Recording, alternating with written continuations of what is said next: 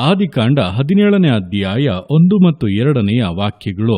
ಅಬ್ರಹಾಮನು 99 ವರ್ಷದವನಾದಾಗ ಯೆಹೋವನು ಅವನಿಗೆ ದರ್ಶನ ಕೊಟ್ಟು, ನಾನು ಸರ್ವಶಕ್ತನಾದ ದೇವರು, ನನಗೆ ನಡಕೊಂಡು ದೋಷವಿಲ್ಲದವನಾಗಿರೋ, ನಾನು ನಿನ್ನ ಸಂಗಡ ಒಡಂಬಡಿಕೆ ಮಾಡಿಕೊಳ್ಳುತ್ತೇನೆ, ಅತ್ಯಧಿಕವಾದ ಸಂತತಿಯನ್ನು ಕೊಡುವೆನು ಅಂದನು. ಈ ವಾಕ್ಯದಲ್ಲಿ ದೇವರು ಅಬ್ರಹಾಮನ ಸಂಗಡ ಮಾತನಾಡುತ್ತಾ ನುಡಿದಂಥ ಸಂಗತಿಗಳನ್ನು ವಿವರಿಸಲಾಗಿದೆ. ನೋಡುವಂಥ ಸಮಯದಲ್ಲಿ ಅಬ್ರಹಾಮನು 99 ವರ್ಷದವನಾಗಿದ್ದಾಗ ಯೆಹೋವನು ಅವನಿಗೆ ದರ್ಶನ ಕೊಟ್ಟು, ನಾನು ಸರ್ವಶಕ್ತನಾದ ದೇವರು, ನನಗೆ ನಡಕೊಂಡು ದೋಷವಿಲ್ಲದವನಾಗಿರೋ, ನಾನು ನಿನ್ನ ಸಂಗಡ ಒಡಂಬಡಿಕೆ ಮಾಡಿಕೊಳ್ಳುತ್ತೇನೆ, ಅತ್ಯಧಿಕವಾದ ಸಂತತಿಯನ್ನು ಕೊಡುತ್ತೇನೆಂಬುದಾಗಿ ಹೇಳುತ್ತಾ ಇದ್ದಾರೆ. ನೋಡುವಂಥ ಸಮಯದಲ್ಲಿ ಅಬ್ರಹಾಮನು 99 ವರ್ಷದವನಾಗಿರುವಾಗ ದೇವರು ಈ ಮಾತುಗಳನ್ನು ಹೇಳುತ್ತಾ ಇದ್ದಾರೆ.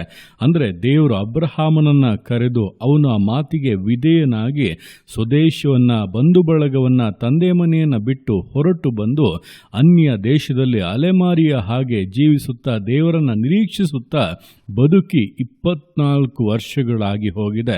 ಈಗ ದೇವರು ಯಾಕೆ ಈ ಮಾತುಗಳನ್ನು ಹೇಳುತ್ತಾ ಇದ್ದಾರೆ? 24 ವರ್ಷಗಳು ನಂಬಿರುವಂಥ ವ್ಯಕ್ತಿಗೆ ಈ ಮಾತಿನ ಅವಶ್ಯಕತೆ ಇದೆಯಾ ಎಂಬುದಾಗಿ ನಾವು ಯೋಚಿಸಬಹುದು. ಆದರೆ ದೇವರಲ್ಲಿ ಇದನ್ನು ಹೇಳುತ್ತಾ ಇರುವಂಥದ್ದು, ನೀನು ಏನನ್ನ ನಂಬಿ ಬಂದೆಯೋ, ಯಾವುದನ್ನು ನಿರೀಕ್ಷಿಸಿ, ಯಾವುದರ ಮೇಲೆ ಭರವಸೆಯನ್ನು ಇಟ್ಟು ದೇವರು ನನಗಾಗಿ ಮಾಡುತ್ತಾರೆ, ನನ್ನನ್ನು ಆಶೀರ್ವದಿಸಿ ಅಭಿವೃದ್ಧಿಪಡಿಸಿ ದೊಡ್ಡ ಜನಾಂಗವಾಗುವಂತೆ ಮಾಡಿ ತನ್ನ ವಾಗ್ದಾನವನ್ನು ನೆರವೇರಿಸುತ್ತಾರೆ ಎಂಬುದಾಗಿ ದೃಢತೆಯಲ್ಲಿ ಬಂದೆಯೋ, ಆ ಒಂದು ದೃಢತೆಯನ್ನು, ಆ ಒಂದು ನಂಬಿಕೆಯನ್ನು ಬಿಟ್ಟು ಬಿಡಬೇಡ.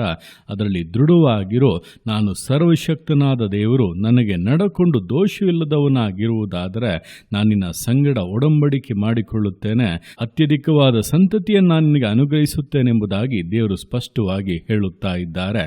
ಇದೇ ಪ್ರಕಾರವಾಗಿ ದಿವಸಗಳಲ್ಲಿ ವಾಗ್ದಾನಗಳಿಗೋಸ್ಕರ, ದೇವರು ಹೇಳಿರುವಂಥ ಕಾರ್ಯಗಳ ನೆರವೇರುವಿಕೆಗೋಸ್ಕರ ನೀವು ಕಾಯುತ್ತಾ ಇರುವಾಗ ದೇವರು ಪುನಃ ನಿಮಗೆ ಇಂದು ಹೇಳುತ್ತಿರುವಂಥ ಕಾರ್ಯ, ನೀನು ಏನನ್ನು ನಂಬಿದೆಯೋ, ಏನನ್ನು ನಿರೀಕ್ಷಿಸಿದೆಯೋ, ಕರ್ತನ ಮೇಲೆ ಹೇಗೆ ಭರವಸೆಯಿಂದ ನಂಬಿಕೆಯಿಂದ ಜೀವಿಸಿದೆಯೋ ಅದನ್ನು ಎಂದಿಯೂ ಕೂಡ ಬಿಟ್ಟು ಬಿಡಬೇಡ. ಕಾರಣ ಅದಕ್ಕೆ ಶ್ರೇಷ್ಠವಾದಂಥ ಪ್ರತಿಫಲವನ್ನು ನಾನು ಕೊಡುತ್ತೇನೆ. ನಿನ್ನ ನಂಬಿಕೆಯಿಂದಲೇ ನಿನ್ನ ಜೀವಿತ ಬದಲಾಗುವಂಥದ್ದು, ನಿನ್ನ ದುರವಸ್ಥೆಗಳು ಮಾರ್ಪಡುವಂಥದ್ದು, ನಿನ್ನ ಜೀವಿತ ನಾನು ಹೊಸ ಕಾರ್ಯಗಳನ್ನು ನೆರವೇರಿಸುವಂಥದ್ದು, ವಾಗ್ದಾನಗಳನ್ನು ಪರಿಪೂರ್ಣತೆಗೆ ತರುವಂಥದ್ದು. ಆದ್ದರಿಂದ ನಾನು ಸರ್ವಶಕ್ತನಾಗಿರುವಂಥ ದೇವರು ಎಂಬುದನ್ನು ಅರಿತು ನನ್ನೊಂದಿಗೆ ನಿನ್ನ ಜೀವಿತವನ್ನು ನಡೆಸು, ನಾನು ನಿನ್ನ ಸಂಗಡ ಒಡಂಬಡಿಕೆ ಮಾಡಿಕೊಂಡು ನಿನ್ನನ್ನು ಆಶೀರ್ವದಿಸಿ ವಾಗ್ದಾನದ ಪರಿಪೂರ್ಣತೆಯನ್ನು ಅನುಗ್ರಹಿಸುವುದನ್ನು ಕಣ್ಣಾರೆ ಕಾಣುತ್ತೀಯ, ನಿನ್ನ ಜೀವಿತ ಪರಿಪೂರ್ಣ ಸಂತೋಷವನ್ನು ಅನುಭವಿಸುತ್ತದೆ ಎಂಬುದಾಗಿ ದೇವರು ಸ್ಪಷ್ಟವಾಗಿ ಹೇಳುತ್ತಾ ಇದ್ದಾರೆ.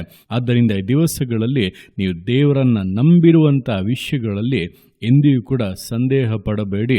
ದೇವರ ವಿಷಯಗಳಲ್ಲಿ ಖಂಡಿತವಾಗಿ ಅದ್ಭುತಗಳನ್ನು ಮಾಡುತ್ತಾರೆ. ಅದನ್ನು ಅತಿ ಬೇಗನೆ ಕಾಣಲಿದ್ದೀರಾ ಎಂಬುದನ್ನು ಅರಿತು ದೇವರ ಕರಗಳಲ್ಲಿ ಸಮರ್ಪಿಸಿ ವಿಧೇಯತೆಯಿಂದ, ದೃಢತೆಯಿಂದ, ಸಮರ್ಪಣೆಯಿಂದ ವಿಶ್ವಾಸ ಜೀವಿತಗಳನ್ನು ಮುನ್ನಡೆಸೋಣ. ದೇವರ ಕರಗಳಲ್ಲಿ ಸಮರ್ಪಿಸಿ ಪ್ರಾರ್ಥಿಸೋಣ. ಯೇಸುವೆ ಸ್ತೋತ್ರ ರಾಜ, ಕೊಟ್ಟಂಥ ದಿವಸಕ್ಕೋಸ್ಕರ ಸ್ತೋತ್ರ ಕರ್ತನೆ. ಈ ದಿವಸ ನಿನ್ನ ಕರಗಳಲ್ಲಿ ಸಮರ್ಪಿಸ್ತಾನೆ. ಪ್ರತಿಯೊಂದು ಜೀವಿತಗಳನ್ನು ನೀನು ಆಳ್ವಿಕೆ ಮಾಡು, ಬಲಪಡಿಸು ಕರ್ತನೆ. ಹೌದಪ್ಪ, ದಿವಸಗಳಲ್ಲಿ ನಿನ್ನ ಮೇಲೆ ನಂಬಿಕೆ ಇಟ್ಟು ಭರವಸೆ ಇಟ್ಟು ವಿಧೇಯನಾಗಿ ಬಂದಿದಂಥ ಅಬ್ರಹಾಮನಿಗೆ 24 ವರ್ಷಗಳ ನಂಬಿಕೆಯ ಜೀವಿತವನ್ನು ನಡೆಸಿದಂಥ ವ್ಯಕ್ತಿಗೆ ನೀನು ಪುನಃ ನಿನ್ನ ಮಾತುಗಳನ್ನು ಅನುಗ್ರಹಿಸುತ್ತಾ, ನಾನು ಸರ್ವಶಕ್ತನಾದ ದೇವರು, ನನಗೆ ನಡಕೊಂಡು ದೋಷವಿಲ್ಲದವನಾಗಿರೋ, ನಾನು ನಿನ್ನ ಸಂಗಡ ಒಡಂಬಡಿಕೆ ಮಾಡಿಕೊಳ್ಳುತ್ತೇನೆ, ಅತ್ಯಧಿಕವಾದ ಸಂತತಿಯನ್ನು ಕೊಡುತ್ತೇನೆಂಬುದಾಗಿ ಹೇಳಿದಂತೆ ಈ ದಿವಸಗಳಲ್ಲಿ ನಾವು ಕೂಡ ನಂಬಿಕೆಯ ಓಟವನ್ನು ಓಡುತ್ತಾ ಇದ್ದೇವೆ. ನಿನ್ನ ಮೇಲೆ ದೃಷ್ಟಿ ಇಟ್ಟಿದ್ದೇವೆ, ನಂಬಿಕೆ ಇಟ್ಟಿದ್ದೇವೆ, ಹಲವಾರು ಕಾರ್ಯಗಳನ್ನು ಭರವಸೆಯಿಂದ, ದೃಢತೆಯಿಂದ ನಿರೀಕ್ಷಿಸ್ತಾ ಇದ್ದೇವೆ. ಆ ವಿಷಯಗಳಲ್ಲಿ ಎಂದಿಯೂ ಕೂಡ ಸಂದೇಹ ಪಡದೆ, ಎಂದಿಯೂ ಕೂಡ ಹಿಂಜಾರದೆ, ಕಳವಳಗೊಳ್ಳದೆ ಕರ್ತನೆ ಮುಂದುವರೆದು ನಿರೀಕ್ಷಿಸಿ ನಂಬುವಂತೆ, ಮುಂದುವರೆದು ಎದುರು ನೋಡಿ ಪ್ರಾರ್ಥಿಸುವಂತೆ, ನಿನ್ನ ಬಳಿಲಪ್ಪ ಬೇಡಿ ಅಪೇಕ್ಷಿಸಿ ಹೊಂದುವವರೆಗೂ ಕೂಡ ಕರ್ತನೆ ಅದಕ್ಕೋಸ್ಕರ ಕಾಡುತ್ತಾ ಅಪ್ಪ ವಿಜ್ಞಾಪಿಸುತ್ತಾ ಇರೋದಕ್ಕೆ ಪ್ರತಿಯೊಬ್ಬರಿಗೂ ಸಹಾಯ ಮಾಡು. ನಿನ್ನ ಮುಂದೆ ದೋಷ ಇಲ್ಲದವರಾಗಿ ನಡಕೊಂಡು ನಿನ್ನ ವಾಗ್ದಾನದ ಪರಿಪೂರ್ಣತೆಗಳನ್ನು, ಪರಿಪೂರ್ಣ ಆಶೀರ್ವಾದಗಳನ್ನು ಅನುಭವಿಸುವುದಕ್ಕೆ ಪ್ರತಿಯೊಬ್ಬರಿಗೂ ಕೃಪೆಯನ್ನು, ಬಲವನ್ನು ಅನುಗ್ರಹಿಸಬೇಕೆಂದು ಪ್ರಾರ್ಥಿಸ್ತಾದನೆ. ನಿನ್ನಾಟಿಗೆ ಮಾಡುವಂಥ ನಿನ್ನ ಪ್ರೀತಿಗೋಸ್ಕರ, ಕೃಪೆಗೋಸ್ಕರ ಅಪ್ಪ ನಿಮಗೆ ಸ್ತೋತ್ರಗಳು. ಪ್ರತಿಯೊಂದು ಜೀವಿತಗಳನ್ನು ಅಪ್ಪ ನಿಮ್ಮ ಕರಗಳಲ್ಲಿ ಸಮರ್ಪಿಸ್ತಾದನೆ. ಆಶೀರ್ವದಿಸು, ಮಾನಿಸು, ಘನಪಡಿಸು. ಎಲ್ಲ ನಿಮ್ಮ ಕರಗಳಲ್ಲಿ ಸಮರ್ಪಿಸಿ ಎಲ್ಲ ಸ್ತುತಿಯನ್ನು ಮಾತನಿನೊಬ್ಬನಿಗೆ ಸಲ್ಲಿಸಿ ಯೇಸುವಿನ ನಾಮದಲ್ಲಿ ಬೇಡುತ್ತೇನೆ ತಂದೆಯೇ. ಆಮೇನ್, ಆಮೇನ್.